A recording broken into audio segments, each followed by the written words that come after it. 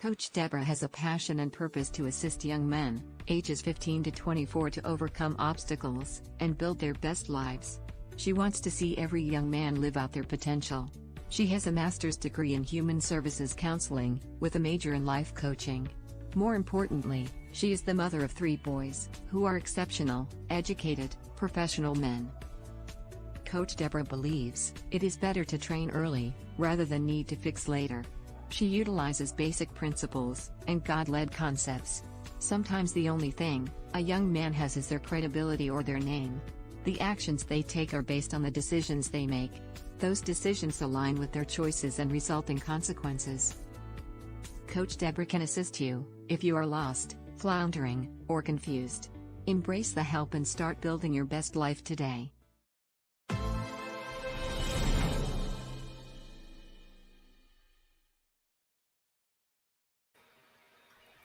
Well, happy Thursday and welcome to Coffee Chat with Deborah and Carol. Hey, girl. Hey. Hello. We are so happy to have you here with us today.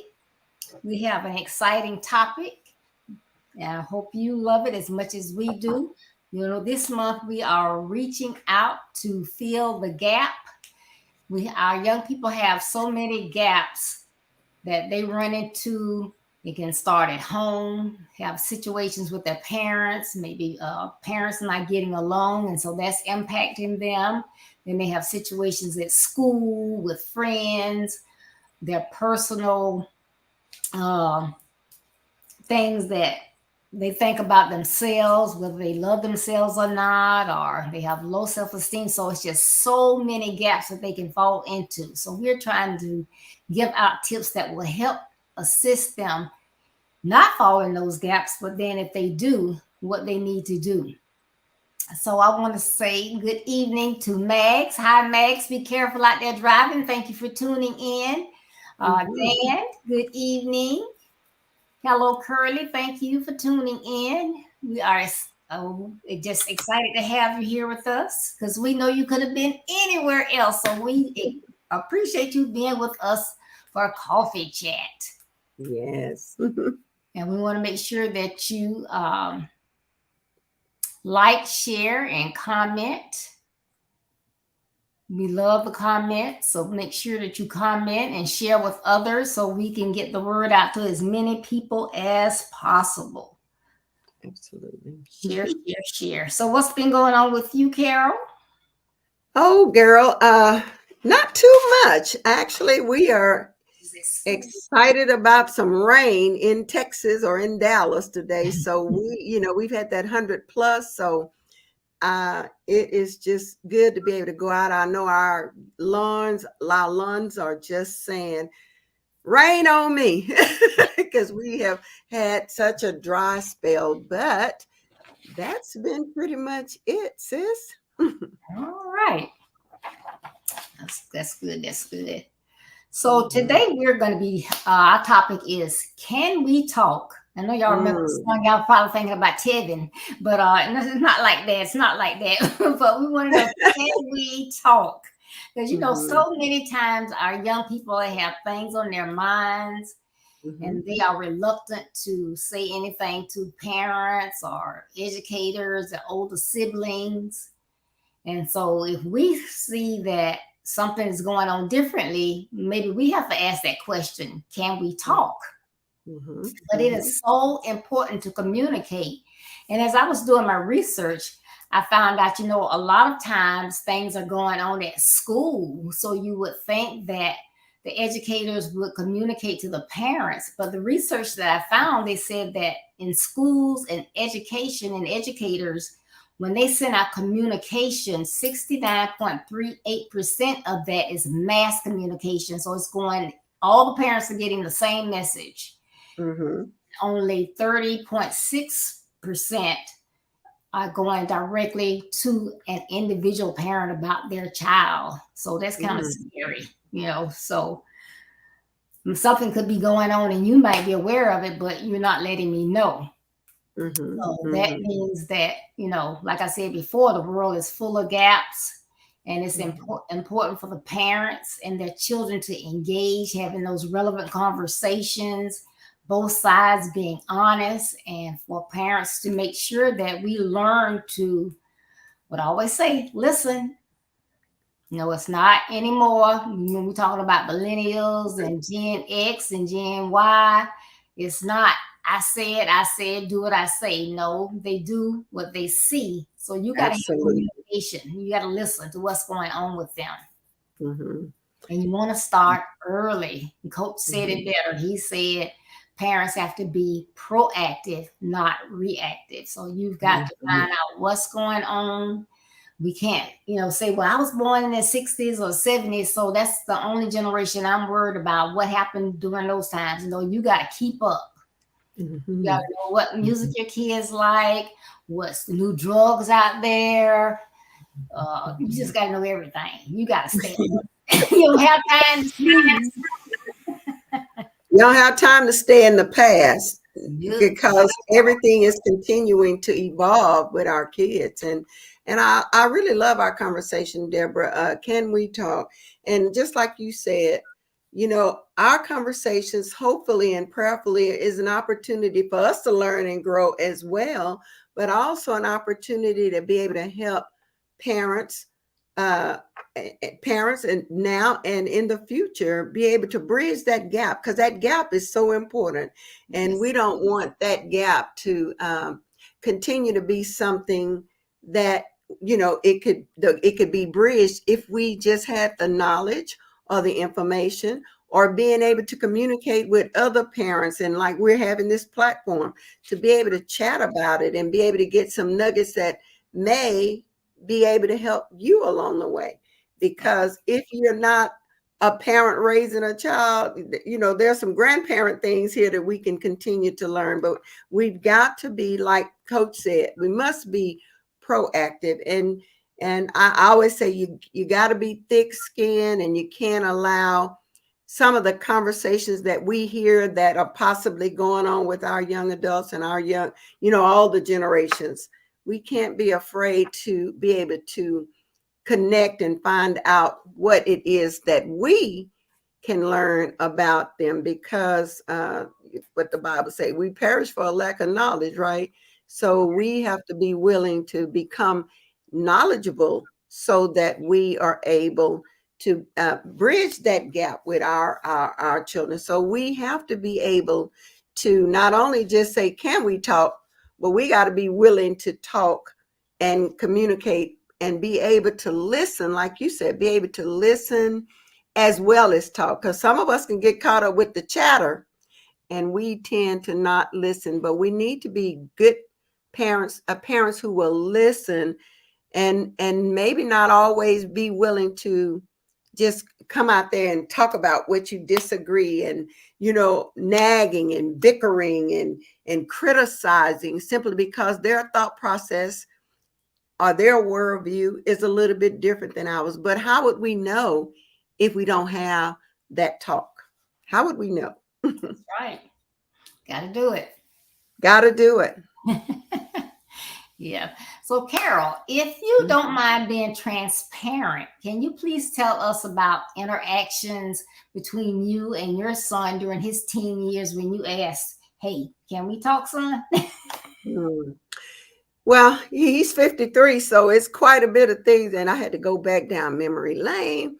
But I remember one time in particular, he had an opportunity to spend a night with some reliable parents and a reliable friend, right? However, I didn't know what all they were going to be doing. So I, of course, being a single parent, this was one opportunity. I had opportunity to go somewhere because he was in good hands. And Lord, I get home and my sister wasn't driving, but my mother's car was in my driveway. And I was like, what is going on? So, of course, that made me nervous. I ran out the car, probably left my shoes and everything else in the car, But come to find out, he was with his friends. And guess what they decided to do? Go to the mall. The parent was okay letting them go to the mall. But they decided that they were going to hop on cars and let cars spin them in the parking lot. Oh my God. Ooh, He got hurt. Oh my goodness. He got hurt. And of course, I did panic and he was okay. But we had to have a talk. You know, he's an athlete. You got to choose your friends, because the person he was with was a great guy. But you can't always just be willing to do what everybody else is doing and not think about the consequences. So when I figured he really got hurt. He had track marks on his leg, girl, from the wheel. But the conversation we had to have is, you know, how did that work for you? Because what are the consequences? Nobody got hurt but you. And so you gotta pick better friends, because the friend he was with was fine, but it was the other people they connected with, you know, doing these wheelies and whatever. So we had to have a serious conversation, because number one, you're an athlete. So if you're an athlete and you got aspirations to go further than high school or middle school football, he was in high school then, 9th grade. You got to think about what are you doing to jeopardize the one thing you want to do, the one goal that you have, to see if that's what you're choosing is going to lead to what you want to do. And that was not one that was going to lead him to where he wanted to go, because he did have to miss some football. He did have to go to the doctor to check and make sure his knee was okay. He had to do some rehabbing. So as a result of that, I think, you know, our talking about you gotta think seriously about choices you make. And the other one is, just because everybody else is doing it, that doesn't give you the right to do, because they don't have the same aspiration. They don't have the same goals. And even if they didn't, it's dangerous. You know, it's just too dangerous to be on cars. That's the bottom line. So, of course, we weathered through that one. But that was a conversation that, you know, I had to really have with him. And at that moment, I could not talk. We couldn't talk at that moment because I was out of control, you know, because happy he's okay, but thinking about all of the what ifs. Right. So, you know, we really had to wait until there was a better time to kind of have this conversation with him and help him think, is this going to work for you? You know, and at that moment, we really didn't know if it was going to affect him down the road. But thank God he was okay, had great coaches at the school that helped rehab him and those kind of things. So, yes, just one of many probably conversations that you really have to have. But it was very serious. And like I said, and of course, being a single mom, of course, you go through all the if I had been at home, but you know, I would have been home and allowed him to go to that person's, to those, you know, to that family home, because they were reputable. I knew they loved him. They just made, and you talk about that all the time, you know, they can make one mistake and it can change the whole trajectory of their life. And that could have been one that would have made him not reach his dream had God not worked it out in his favor. That's right. That's a good example. Thank you for sharing that. Mm-hmm. Yeah, and it's amazing. You know, when they're having fun, they just don't think, you know, like we talk about, I talk about choices and consequences. They don't seem to think, you know, what in the world? Mm-hmm. Mm-hmm. Mm-hmm. Yes. Yeah.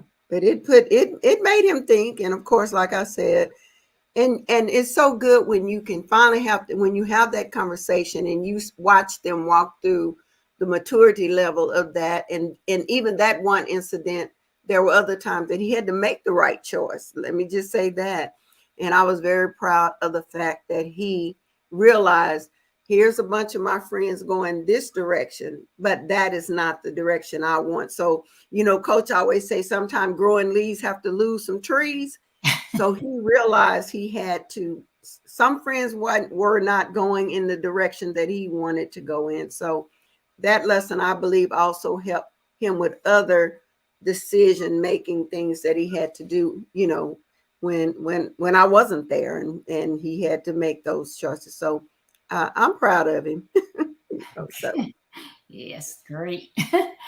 All right. Well, based on you being a parent of a young man, well, he's not a young man, but he's still a young man. Well, but being his parent and you're raising a young man, I'll put it that way. And as an educator, would you say trust plays a part in getting someone to talk about their concerns? Mm-hmm. Absolutely, Deborah. Trust is a very significant part of all of our lives, because if you don't trust a person, you're not going to open up to that person. And that's what I think I said in the beginning. I think trust is both ways. As parents, we have to do what we say. We have to keep our words. And you talked about, you can't tell them, do as I do as I say, but don't worry about what I do. We have to be trustworthy as well. And so as a result of us being able to be trustworthy, I think that it teaches them and it helps them to see how important it is that they can be able to come and share and open up. And I know as teenagers, sometimes they act like they don't want to be connected to us, but that's kind of them trying to decide who they are. But you have to build that trust. That's part of building relationship. And in my research, it said something about trust is love. I never thought about that. But trust is foundational, but it's also love. If I love you, I want you to trust me. And if I trust you, I want you to know I'm that because I love you and you love me. So trust builds so many things. It builds confidence. It is a way that we can help their self-esteem. It is a way that we help them feel like they belong, that they should be here. I think about my son playing at a game, and it was just automatic that he would, and I never knew how important that was till I was late one time. But he trusted that I was going to be there when they kick off. And something happened and I wasn't. And of course, he was like, why weren't you there? And I was like, weren't you on the field looking to play the game? But he was looking because we built that relationship. He knew I was going to be there. And if I wasn't there, I never thought about the fact that he could have been concerned and worried, because typically he'd look up in the stand and I was going to be there. So it builds their confidence. It helps them. It makes them feel secure, and it's a place of safety. So many things. So trust is so important. And it's a time that, like I said, we got to stick to our promises. We got to make them feel like if they say something to us, here's another thing. If they tell you something as a parent in confidentiality, it's not for us to get at the family reunion and start talking about the things that they shared. It is so important in so many ways. But just like we want them to trust us, that's what you say to them. I'm trusting you to go out, represent this family well. I'm trusting you that if you say you're going to be home at a certain time, you're going to do that. But like I said, it comes from building that. You can't just have trust overnight. It is continuously building the relationship, showing that you love is that both ways. And so how can we think about not having trust and we want to be able to have that talk? Because if you want to have that talk, it's not going to happen if they feel like you're not going to listen. You're not gonna, you're gonna complain. You're gonna find fault. You're gonna find all of those things are trust breakers, not trust builders. Mm-hmm. That's awesome.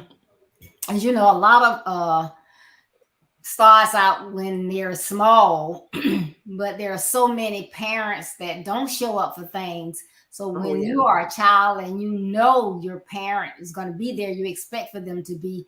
But what you just said, so I never looked at it from that point of view. He's looking there. He knows you're always there. So then to look up there and my mom's not there, something has to be wrong, you know. Right. So, you know, that impacted him as Right. well, you know, not in a good way, because you want to know Yeah. where's his mom. But Where's not my mom? because, you know, it was all about him, but he was Mm-hmm. concerned about you as well. Right. And that's a two-way. That's what I'm saying. It's two ways. You know, he's concerned about me, I'm concerned about him. But we have to be able to build that level of trust. And you know, I like I said, I was a single mom. And so it's kind of like we were kind of growing up together sometimes there, you know, but just the fact that, you know, we knew that we could he could rely upon me, I could rely upon him. Now, did we have some times that we probably both broke some trust? Yeah, we did, because we're human.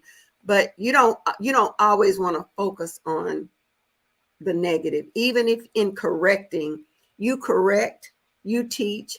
But I think you have to always give everybody an opportunity to learn from that and to be able to grow from that situation. So, Yeah, most definitely. Hello, Agnes. Thank you for tuning in. So, Carol, when you are concerned about a particular issue, do you believe it is best to go straight to that point when you have that talk, or start the conversation about something else and then work your way to the problem? What do you think is the best, or does it depend? I think it depends. It's sometimes as parents, we have to just go directly to the situation, because if it's pressing, it could be urgent, it could be life threatening, all of those kind of things. I think you can't beat around the bush, you know. But I do think that there are times that I always say, I got to get a feel for where his thinking is. You know, you got to get a feel for where they are. And that's just like us. If we're having a bad day or something is going on, it depends on how people come at you, how you're going to respond, right? Or Right. react. And so I just believe that that's part of getting to know your teen or your child individually. You get to know them personally. You have to get to know their little quirks, their little ups, their little down. Now this is one thing I always knew. If my son's team lost, we can't have no conversation till about 12 o'clock that Saturday, if it's a Friday night game, because I knew where his mindset was. So if there was anything that needed to be, because anything that had to be corrected or talked about, I learned to just wait a while, because I learned if I go in there charging up right away and knowing where he was in his head, it wasn't going to be a good conversation. So I think you have to be able to know their personalities, know, you know, like I said, their quirks, the things that's going on in their lives. And then you have to make that decision. How am I going to handle this? You know, it may mean that there's been times that I've had to talk about something way off and then roll us into where we want to go. And I think that his mindset was more able to receive it, or we were more able to have a conversation and not just a dialogue or a monologue. So yeah. That's good. Yeah, because it's important. You don't like to waste that breath, because if they don't want to be bothered, they can be looking at you and mind be 500 miles away, like whatever. And they're not hearing you. And who's that? Someone said that as mothers, you know, and it may happen too with dads, I don't know, but you know, we do have the gift of gab. And so they always said that, well, and I think men in general, they say after so long, they just don't hear us anyway, because all they hear is that, like Pac-Man, wah, wah, wah, wah, wah, wah, wah, no details, not anything direct or specific. So you really have to be very, very careful. And sometimes even in leading into it, it doesn't have to be a long, drawn out, dissertation to get to where you want to go. You know, you can go, but I think the mood, the time has to be right, because whatever it is, if it's important, you want it to be heard. Now, something that may not be important to them, but you know you want them to hear you, I think you got to you got to make sure they're in a position to hear what you have to say. Hear and receive, because they can hear, but they may not be able to receive what you're saying. Yeah. And it works for adults too, because I know, because my mind is going, and if I ask a question, I just need to answer. So if I ask you, is it raining? And you say, girl, no, it's not raining. But I was looking at the news this morning, and they said that today it's going to be 80% chance of rain, but then tomorrow it's going to be 100%. And my grass needs some what? I'm like, that ain't what I asked her. Why is it? Yeah. You got to be specific. You have to, and you got to be specific at times.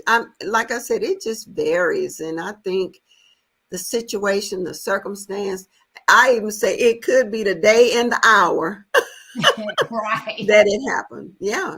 Because it could be the day and hour for us too, as well, Right. that we want these quick answers, and they may not be ready, or vice versa. So that to me takes us back to our original, that trust, that building relationship, that getting to know one another, that getting to be willing to listen. And, and all relationships are built by simply taking time and spending time with one another. So we've got to be able to make time, spend time. And I think you have to be intentional about that. You just can't, hope it happens. You have to be intentional, and it's going to take, sometimes they're going to do, we want to do what we want to do, but sometimes we got to learn to do some things that they want to do. And just like I said, it just has to work both ways. You got to give a little and take a little sometimes, but in the end, you just want to have a level of communication, a level, even I don't know about you, but sometimes body language will indicate whether you should go in for the gusto or whether you should back off or something. Yes. That body language is something else. Yeah. It's amazing. Yeah. Because, like you say, sometimes it's just for whatever reason, they don't want to talk about it or whatever. Many parents don't offer encouragement or give kudos when their children exceed. But when there's a problem, they don't have a problem judging or belittling the child when they, when they have those mistakes. But on the other end, it's not, oh, I'm so glad you brought your grade up. Oh, I see you made a B this time instead of a D. No, it's just, just saying something about the negative, not the positive. And I believe it is crucial to help parents to understand that this really has a huge impact on children. They need positive talk and encouragement, because if you're just gonna hound them about things, what makes them, want to do something different? You're not gonna say anything if they improve. So, why bother? Why go through the trouble? So what suggestions do you have to encourage parents to praise the children in good situations, just like they chastise in bad situations? You'd be surprised what a little bit of praise will change that child's life. If they label us as nothing but the naggers, the complainers, you never can do anything right, then that makes them think, well, what's the point? If they're doing something, if you say their grades are low, what's the point if all you're going to do is focus on what it was and not where I am? If I pull my grade, if they had an F and they pulled it up to a D, that's worthy of praise. Yes. If they're always, if they've been in trouble and now they had a good, sometimes it has to go from day to day. You had a good day today. And that's why sometimes it's important to not, even for teachers, to not always be so willing to send out the negative reports.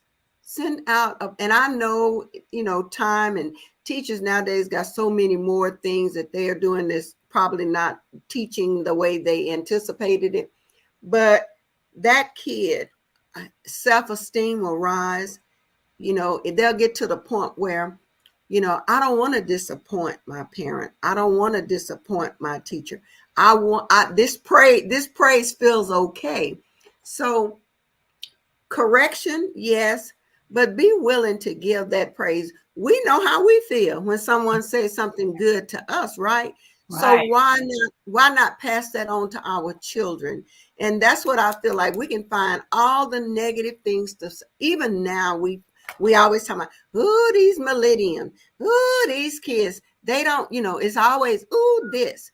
But we've got some great kids doing some amazing things. So why can't we begin to focus on the positive? I believe those words, and you have to begin to pour the words inside of them that you want to. And the other thing is, if they're not doing it, sometimes you want to praise them on, give them a faith praise, because that is so important. And if we don't make them feel like they can accomplish something, or they're going to be pleasing to you, because this is what I do know, Deborah. Most children want to please their parents. Most of them do. They don't want their parents, with their head hung down or whatever. But even when you go to a teacher conference and the teacher got to tell the truth about the grade, you can still say to them, I know you can do better. I want you to do better. So let's see what we can put in place to help you do better. And like I said, if they did their homework and got one problem right, that is worth praise. Got that homework in. It ain't in the it's not stuck in the locker in the backpacks and whatever. Right. Praise. We got turned in. Praise them for doing that, because a little bit of praise will go so much further than us nagging, us complaining, us bringing up the same old things. Eventually, they will begin to tune you out. And if they learn to tune you out at a young age, they will continue to tune you out later on. Right. And that's not what you want them to do. So praise. I'm huge about praising them, giving them the kudos. Chastising will, yes. Do we stop being parents and giving guidance? No. That's what God put us here to do, is to guide them. But even some good guidance with some praise or some chastisement, and like they said, start out with the good things, and then you put things in the middle and work your way to what you need to. I think they said the sandwich approach, but find ways to praise your child. It is so important, and you will see. And don't think because you don't see something happening overnight that you just give up on them. Keep doing it. They need to trust you that you're telling the truth to them, or you believe in them. So don't just give up because you don't see anything happening as far as changing. Because I look at it like this: God didn't give up on us, so we shouldn't give up on them. Mm-mm. Right. Yeah. So like you said, even if we start even before, you leaving the house that morning, I know you have a test today and maybe you didn't do so well last time, but we're going to pray and agree that you're going to do better today. If you don't get but one more correct, that's better than last time. So I know you can do it. So have an amazing day. Absolutely. Yes. And that's the confidence that we build in them when we can praise them and say, I know you can do better. And sometimes we have to continue to say that to them. We got to say it till they believe it. And then they'll start walking in it. But that's what I mean. Don't give up because you don't see rapid or immediate change. Give them an opportunity to walk through it and work through it. And just every day is a new day to give a praise. Yes. And I think it's TSI Was it TS? Welcome. TS. Welcome, welcome, welcome. I hope I might not pronounce your name correct, but welcome, welcome, welcome. Mm-hmm. And welcome, Deacon Holmes. Thank y'all for tuning in as we talk about Can We Talk? Can we It's talk? been a great conversation. If you missed any of it, please make sure you go back and look at the beginning, because this has been a great conversation. As we're almost to the end. Excuse me. Carol, can you please give us some words to help the parents have meaningful conversations with their children as they work through the gaps to help these young men build their best lives? Mm-hmm. You know, one thing in doing this research, Deborah, I found that how important it is for us to say, not use the you. You did this. You didn't clean your room. You didn't, all of that. Why can't we change the you message to, I was a little bit disappointed that you didn't get a chance to clean your room. Or was there any reason that you didn't get a chance? Give some open-end kind of questions for them, not always some yes or no, those short answers, because if you want short answers, you ask them one of those yes or no kind of things, and you're going to immediately get that. Practice praising, like we talked about, not preaching. Just practice praising them. Mm-hmm. Give, and one thing I do know, if we can give unconditional love, we have to be able to give them unconditional love. We set boundaries, but we want to let them know there is nothing you can do that's going to make me not love you, And so you give them that. Always be willing to give them a stroke, a pat on the back. I'm a believer too that even just a pat or a touching is so important. So even when you're talking to them, good or bad, why not just look them in the eye, touch them, put your hand on them, give them a loving stroke. All of those are just ways that we want to help. One last thing, listen intently. Don't listen always to give some quick response or what I think it should be, or when I was a child, I didn't do, listen without being judgmental. Even though you're going to make the corrections, but you can still listen without making judgment. And so, and then I guess lastly, just include them, make them feel like they're a part of the family. Sometimes we have to intentionally go out to eat. Sometimes you have to, you check to see what their interests are. Sometimes you might want to have a family time to come together, a family cooking time, a family time that you come together, and watch TV, watching what they like, listening to some of the music that they listen to. We have to be willing to make changes too, if we want to see them make changes. And so, yes, we are the authoritative person, but also just learn to hear what they have to say. They may have a viable suggestion or a thought process that you haven't thought about, but be willing to listen, not be so quick to judge, not be so quick to jump into that parental role, because that authoritative role. We know we're parents. We know we have that authority, but just a great listener and be able to practice what we preach, practice what we teach. Don't let them find you telling them one thing and you're doing something else. Your words have to mean something. They are valuable. They are powerful, but they also are words that they're going to remember. So you have to make sure that if you're talking the talk, you got to walk the walk. Amen. Mm-hmm.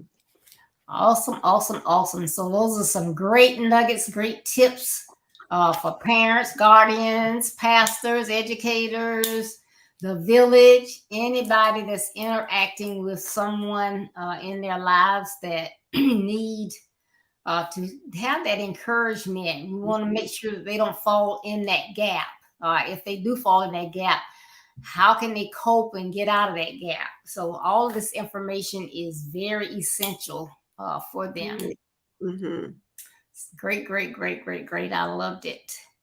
So Carol, can you tell us what you're doing and tell us about that book. Oh, yeah. Well, thank you, Deborah, for letting me share. I am actually, I'm a new author, and I'm excited about my book. And it talks about watching your words. And so the sales are going very well. I'm so excited about that. People are making comments about how they never realized how important, how powerful, how creative our words are. I think I said in the book, our words can hurt, harm, heal, or hinder a person. But we want to make sure that we are speaking words of life. That's what the Bible said. We have a choice to articulate life or articulate death to our children, as well as ourselves and other people. So I'm excited about it. And I am still always excited to be here with you, Deborah, with Coffee Chat. And we're going to be seeing each other again this Saturday with Chucks and Pearls. And so I'm doing that. And just right now, just trying to make sure that I'm getting this book out. And if you are needing a copy, I have plenty to sell. So you can cash out me, or you can Zelle me or PayPal me. And if you do either one of those, you can send me your address and I will get you a book in the mail. Send your address to that 469-682-4857. Thank you, Miss Deborah. You're welcome. I got my autographed copy. Thank you so much. Yes, I'm excited about it. And so it blessed me and it continues to bless me. And that's one thing we do know, that we always have to be a continuous person who's watching what comes out of our mouth. That's right. Put them out there, you can't get them back, Correct. So yes, it's a great book. And it's a great book. I love it. But maybe not because, but knowing the author and know that she talks this way. Ever since I've known her, she's always talked about people and their words. I've never heard her say anything negative about anybody. It's always positive, but she's always talking about people and what they say and how they say it. So that makes it just so much more meaningful, that I know that what's in this book came from the heart and it came from God. So awesome. Thank you, Miss Deborah. I appreciate that. Yes. All right. And yes, Carol already mentioned about Saturday, Tucks for Pearls and Earls. We will be on at 9:30 a.m. Eastern Standard Time, and we can't wait. The world today, there are just so many issues around the world, and National Day of Peace is coming up. So we want to talk a little bit about peace and what's going on really, not only in the world, but in our communities, our states, in our country. So I think it's going to be an interesting conversation. Nita Cummings is going to be our host, and she always has something extra to bring. So I can't wait. Often, so I can't wait. She always come with positive things to say and do. Yes. So we are really, really excited. And as always, please make sure that you check out my website, www.buildyourbestlife.org. It's www.buildyourbestlife.org. Check out the blog that comes out each Monday at 10 a.m. Look at the calendar of events to see the events that we have coming up as well. Look at the services that are offered. Excuse me.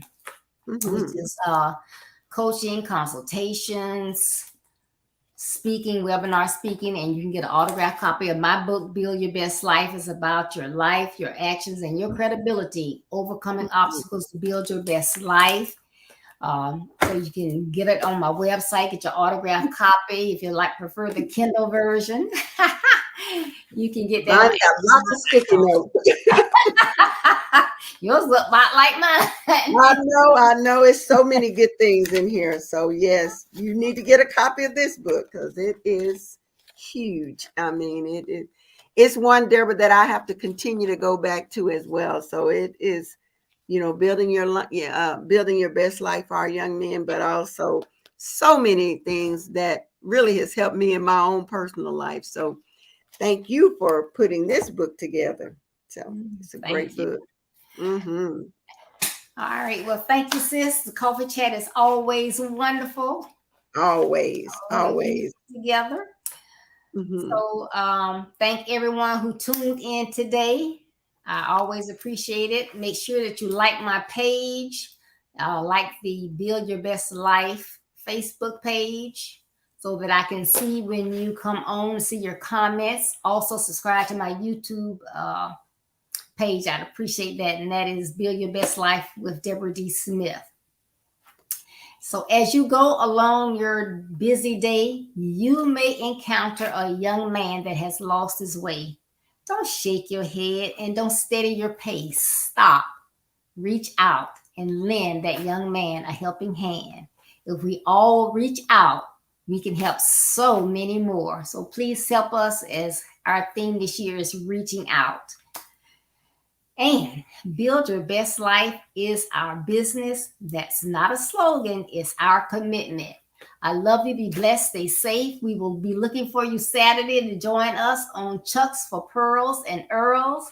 See you, sis. All right, sis. Have a good rest of the day. Bye, everybody. Bye-bye.